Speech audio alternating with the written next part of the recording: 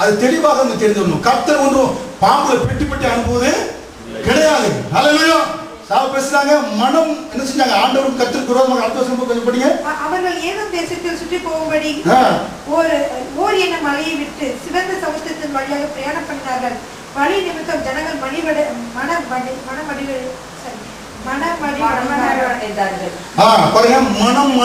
மடிவடைந்து போனார்கள் என்று பார்க்கிறோம்.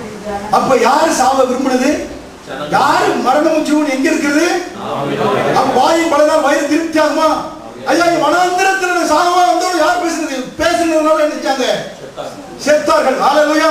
அப்ப அது எழுதி வைத்திருக்கிறது. புரியுங்களா? அங்க கர்த்தர் அனுப்பினார் எழுதி வைத்திருக்கிறது. அதை கிளியர் பண்ணணுமே. அதான் பார்க்க போறோம். ஹல்லேலூயா. 2 தீமோத்தேயு 3:14. வேத வாக்கியங்கள் எல்லாம் தேவ ஆவியினால் அருளப்பட்டிருக்கிறது. தேவனுடைய மனுஷன் தேறினவனாகவும் எந்த நற்கிரியும் செய்ய தகுதியுள்ளவனாகவும் இருக்கும்படியாக அவைகள் உபதேசத்துக்கும் கடின ஒழுதலுக்கும் சீர்திருத்தலுக்கும் நீதியை படிப்பித்தலுக்கும் பிரயோஜனம் உள்ளவைகளாய் இருக்கிறது. பாத்தீங்களா? அப்ப வேத வசனங்கள் நம்ம பிரயோஜனத்துக்காக எழுதி வைக்கப்பட்டிருக்கு. நீதி படிப்பதற்காக எழுதி வைக்கப்பட்டிருக்கு. ஹல்லேலூயா. புரியுங்களா? அதை நம்ம தெரிந்து கொள்ளணும். அப்ப வேத வசனங்களை என்ன வந்து ஜிடி மூடி என்று சொல்லக்கூடிய சொல்றாரு. என்ன சொல்றாருன்னா dividing the word of God. கர்த்தருடைய வார்த்தையை என்ன செய்யணும்னாக்கா ஆராய்ந்து பகுத்தறிந்து பார்க்கணும். இது கர்த்தர் ஒவ்வொரு வார்த்தையும் என்ன செய்யணும்? நம்ம வந்து வசனத்தை கேட்கறீங்க. நான் சொல்றேன், வீட்டுக்கு போய் என்ன செய்யணும்? நீங்க நான் சொன்னது சரியானு சொல்லி பகுத்தறிந்து பார்க்கணும். புரியுங்களா? அப்படி பார்க்கின்ற பொழுது சும்மா வந்து நம்ம கண்ணை மூடிக்கொண்டு எந்த வசனத்தை எடுத்துக்கூடாது. எடுத்து என்ன செய்யக்கூடாது? அப்படி இது கர்த்தர் பைபிள் தான் போடப்பட்டிருக்கு. தேவ ஆவியினால் எழுதப்பட்டிருக்கு. நமக்கு அதை என்ன செஞ்சிடக்கூடாது. அதான் ஒருத்தர் வந்து கண்ணை மூட்டு வேலைக்கு போகும்போது வச்சுதான் யூதாஸ் நாண்டு கொண்டு செத்தான் எடுத்துருக்கான். கண்ணை மூடி என்னடா இது காலங்காத்திற்கு வருது. கண்ணை மூட்டு அடுத்து 2 பக்கம் எங்களை பிரட்டி எடுத்து பார்த்துருக்கான். ஏன்னா வந்து நாண்டு வருஷத்தை வந்து நீயும் போய் என்ன வந்து செய் அப்படின்னு போட்டுருக்கு. என்னடா இப்படி சரியில்லை. அடுத்த ஒரு வசனத்தை 3வது எடுப்புன்னு பார்த்தா செய்வதை சீக்கிரமா செய் அப்படின்னு போட்டு. ஏன்னா வந்து அப்போ தேவ ஆவியினால் எழுதப்பட்டிருக்கு. அது பிறகு நம்ம செய்வதற்காக இருந்து அதை எடுத்துக்கிற கூடாது. ஹல்லேலூயா. பகுத்து ஆராய்ந்து பார்க்கணும். அப்ப யோபு புத்தகத்துல கர்த்தர் எடுத்தார் கர்த்தர் கொடுத்தாருன்னு சொல்லப்பட்டிருந்துச்சுன்னா அப்ப 2-3 வசனத்தை அதிகாரத்தை படிக்கின்றவர்களே தெரிஞ்சிடும். நமக்கு இது கர்த்தர் என்ன எடுக்கவில்லை என்று நமக்கு தெரிந்து விடுகிறது. இன்னும் தெரியல அவங்களுக்கு ஒன்னும் சொல்ல மாட்டேங்கீங்களே. கர்த்தர் எடுக்கல சொல்லி கடைசி வாய் பொத்திட்டாரு. ஆண்டவரே என்ன பேசிட்டேன் என்று சொல்லி அவரு வாய் பொத்துனதான் கர்த்தர் அடிச்சாரு ஆசீர்வதித்தார் என்று பார்க்கிறோம். ஹல்லேலூயா. அப்ப என்ன அங்க வந்து கர்த்தர் எடுத்தார் கர்த்தர் கொடுத்தாருன்னு யோபு என்ன சொன்னாரோ சொன்னது அப்படியே தேவ ஆவியானவர் ரெக்கார்ட் பண்ணி வச்சிருக்கிறார். ஹலோ, நான் சொல்றது கவனிக்கணும். புரியுங்களா?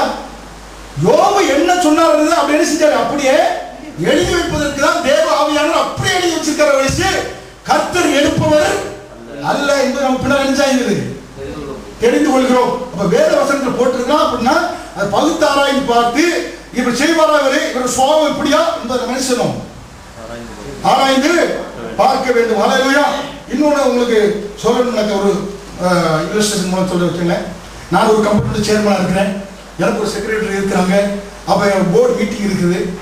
போர்டு மீட்டிங் நான் நடத்துகின்ற பொழுது நான் சொல்றேன், ஐயா சிங்கப்பூர்ல இந்தியாவில் இருக்கிற எல்லா நாய்களுக்கும் 6 காலும் 2 வால் இருக்கிறது அப்படின்னு நான் சொல்றேன்.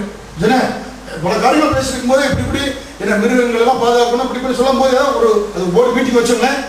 அப்போ வந்து நான் சொல்றது என்னென்ன சொல்றேங்கிறத இங்க இருக்கக்கூடிய செக்ரட்டரி என்ன செய்யறாங்க நோட் பண்றாங்க. மறுநாள் மீட்டிங் மறுநாள் திரும்பி கூடுறோம்.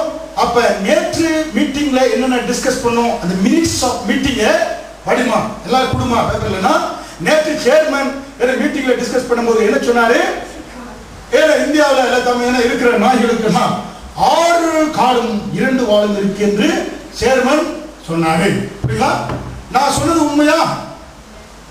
நான் சொன்ன வார்த்தை உண்மை.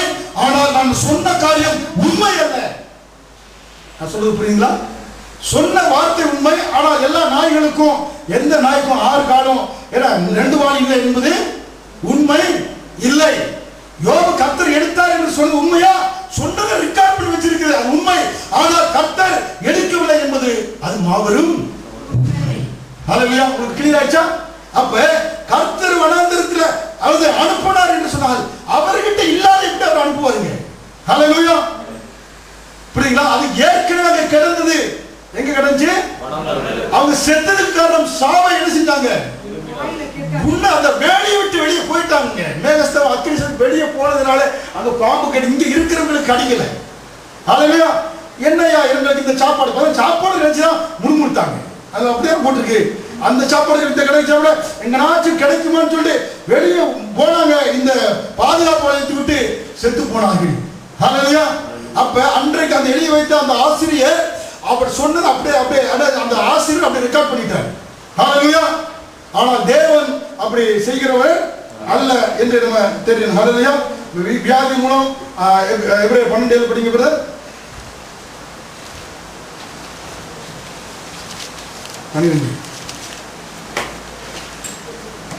நீங்கள் சிற்சையை சகிக்கிறவர்களாய் இருந்தால் தேவன் உங்களை புத்திரராக எண்ணி நடத்துகிறார்.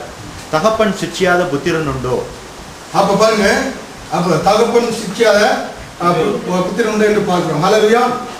அப்ப சிற்சை என்பது நாம் சந்திக்கும் வியாதம் காலங்கள், அது கர்த்தர் காரணம் அல்ல என்று நம்ம தெரிந்து கொள்கிறோம். ஹல்லேலூயா. அது மட்டும் பாருங்க, சங்கீதம் 94 வசனம், ஆங்கில பைபிள்ல 12வது வசனம், இங்க தமிழ் பைபிள்ல 13வது வசனம்.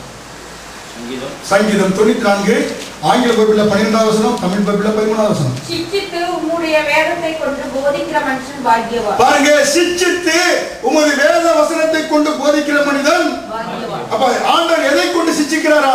வேத வசனத்தை கொண்டு சிட்சிக்கிறார். தெளிவாக போடப்பட்டது. வியாதியை கொண்டோ, வறுமையை கொண்டோ, பிரச்சனையை கொண்டோ ஆண்டவர் சிட்சிப்பதில்லை. வேத வசனத்தை கொண்டு ஆண்டவர் என்ன செய்கிறாரு? கிளியர் ஆயிடுச்சா? ஹல்லேலூயா.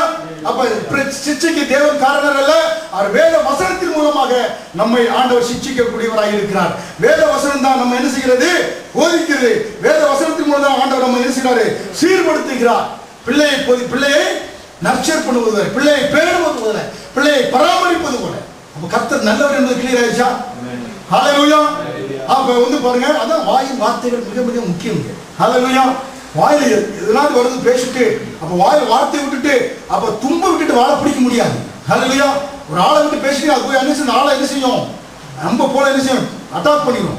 விட்டுட்டு அப்ப தும்ப பிடிக்க முடியாது. தோமான் செடி மாதிரி இழுத்துட்டு இருக்க முடியாது. புரியுங்களா? என்ன செஞ்சிடும்? அத்துட்டு போயிடும். அந்த காலத்துல நாங்க இந்த அணில் இருக்கும்போது காடுல போய் படிக்கும்போது சுத்தி போறது, இந்த அணில் கூட்டுல போய் அணில் வாழை டெப்புன்னு அணு பிடிச்சா வாழை பிடிச்சிருது, வாழை அத்துட்டு போயிடும். புரியுங்களா? போயிடும். அது மாதிரி நம்ம வார்த்தை விட்டுட்டு என்ன செஞ்சிடும்? வார்த்தை விட்டுட்டோம்னாக்கா அது பிடிக்க முடியாது. ஹல்லேலூயா. சரிங்க. அப்ப எபிரேயர் 12வது அதிகாரம் 10 படிங்க. அவர்கள் தங்களுக்கு நலமென்று தோன்றினபடி கொஞ்ச காலம் சிட்சித்தார்கள். இவரோ தம்முடைய பரிசுத்தத்துக்கு. பாருங்க, ஆண்டவர் வார்த்தை அனுப்பி பரிசுத்தத்துக்காக நம்மை சிட்சிக்கிறார். புரியுங்களா? அந்த வார்த்தை நம்மை பரிசுத்தப்படுத்துகிறது. ஹல்லேலூயா. புரியுங்களா? 3 காரியங்களை பார்க்கலாம். ஒன்று என்ன? பரிசுத்தத்துக்காக பரிசுத்தமாக்குவது கர்த்தருடைய வார்த்தை. வார்த்தை அனுப்பி ஆண்டவர் செய்றாரு, பரிசுத்தமாக்குகிறார். ஹல்லேலூயா. அப்ப இரண்டாவது பாருங்க, 11வது வசனம் படிங்க சிஸ்டர். 12 11. ஆகையினால் நெகிழ்ந்த கையும் தளர்ந்த முழங்கால்களையும் நீங்கள் திரும்ப நிமிர்த்தி முடமாய் இருக்கிறது இசைகிறது போலாமல் சொஸ்தமாகும்படிக்கு உங்கள் பாதங்களுக்கு வழிகளை செவிப்படுத்துங்கள். இல்ல 11 படிங்க. எந்த சிச்சையும் தற்காலத்தில் சந்தோஷமாய் காணப்படாமல் துக்கமாய் காணும். ஆகிலும் பிற்காலத்தில் அதில் பழகினவர்களுக்கு அது நீதியாக சமாதான பலனை தரும். பாத்தீங்களா? இந்த சிக்ஷையானது நம்ம நீதியாகிய சமாதான பலனை கொடுக்கக்கூடியதாக, நீதியாகிய பலன் நமக்கு கொடுக்கக்கூடியதாக இருக்கு. நீதியாகிய சமாதான பலியை தரும் என்று சொல்லப்பட்டிருக்கிறது. ஹல்லேலூயா. அப்ப ஆண்டவர் நம்ம வார்த்தை மூலம் சிட்சிப்பதன் மூலமாக ஒரு டிவைன் பீஸ் நமக்கு என்ன கிடைக்கிறது? தெய்வீக சமாதானம் நமக்கு கிடைக்கக்கூடியதாக இருக்கிறது. ஹல்லேலூயா. ஏன்னா அது பாருங்க, அதனால அந்த ஸ்பிரிச்சுவல் டிப்ரெஷன் ஏன் வருகிறது என்றால், வார்த்தை மூலமாக தவறான போதனைகளை போதகர் சொல்வதன் மூலமாக சட்டங்கள் எடுத்து legalism, one of the reasons legalism, சட்டத்தை எடுத்து இதை செஞ்சு அவனை காட்டி அதை செஞ்சாட்டி இது சாபம் சொல்றதுனால ஜனங்கள் மனம் உடைந்து போய் சோர்வடைந்து போய் வெற்றில வாழ்க்கைக்குள்ள என்ன செய்ய மாட்டாங்க? போக மாட்டாங்க. ஹல்லேலூயா. இது பெரிய டாபிக். அது குறித்து உங்களுக்கு தொடர்ந்து நடத்த இருக்கிற அந்த ஆவிக்குரிய என சோர்வை கொண்டு வரக்கூடிய காரியம். ஹல்லேலூயா. பாருங்க, யோவான் 15:3 இந்த சிட்சையானது என்ன செய்யறத பாருங்க. தேவனுடைய வார்த்தை மூலமாக ஆண்டவர் நம்ம என்ன செய்யறாராம்? சுத்தமாக்குகிறார். ஹல்லேலூயா. யோவான் 15:3. நான் உங்களுக்கு சொன்ன உபதேசத்தினாலே நீங்கள் இப்பொழுதே சுத்தமாய் பாத்தீங்களா? தேவனுடைய வார்த்தை மூலமாக நாம் இப்பொழுதே சுத்தமாகிறோம். ஹல்லேலூயா. அப்ப பிள்ளையை பேணி பாதுகாப்பது போல கர்த்தர் இருக்கிறாரே, வார்த்தை நம்மளை பரிசுத்தமாக்குகிறது. அந்த வார்த்தை நமக்கு டிவைன் பீஸை கொடுக்கிறது. அந்த வார்த்தை நமக்கு என்ன செய்கிறது? நம்மை சுத்தமாக்குகிறது. ஹல்லேலூயா. நம்மை சுத்தமாக்கக்கூடியதாக இருக்கிறது. ஹல்லேலூயா. ரோமர் 2:4 படிங்க. ரோமர் 2:4. ரோமர் 2:4.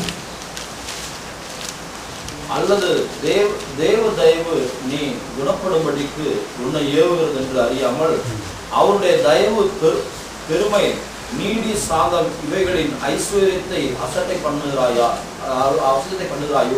அதாவது தேவனுடைய தயவு நீ குணப்படும்படி உன்னை ஏவுகிறது என்று. பாத்தீங்களா? தேவனுடைய தயவு நம்மை குணப்படுத்தும்படி நம்ம என்ன செய்கிறது? ஏவுகிறது. ஹல்லேலூயா. அவருடைய தயவு பொறுமை நீடிய சாந்தம் ஐஸ்வர்யத்தை கொடுக்கக்கூடியதாக நமக்கு இருக்கிறது. ஹல்லேலூயா.